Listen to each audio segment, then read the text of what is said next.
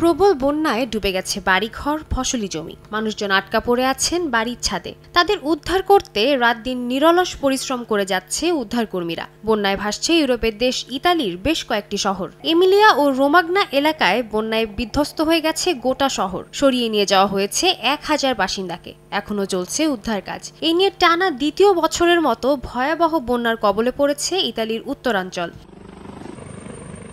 এদিকে দানুবে নদীর পানি বৃদ্ধিতে বন্যায় জর্জরিত হাঙ্গেরির ভেরোস ও কিসমারোস শহর। তলিয়ে আছে বাড়িঘর, রাস্তাঘাট।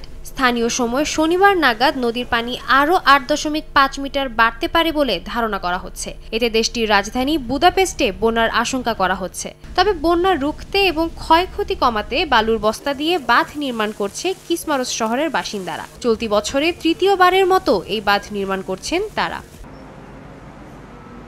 বাঁধ নির্মাণ করে বন্যা রুখতে চেষ্টা চালিয়ে যাচ্ছেন পোল্যান্ডের অধিবাসীরাও। অন্তত 14,000 সেনা মোতায়েন করা হয়েছে বালুর বস্তা দিয়ে শহরের চারদিকে বাঁধ নির্মাণের জন্য। একই সঙ্গে সরিয়ে নিয়ে যাওয়া হচ্ছে বাসিন্দাদের। বন্যা পূর্ববর্তী এই প্রতিরোধ ব্যবস্থা নিয়ে আশাবাদী শহরবাসী।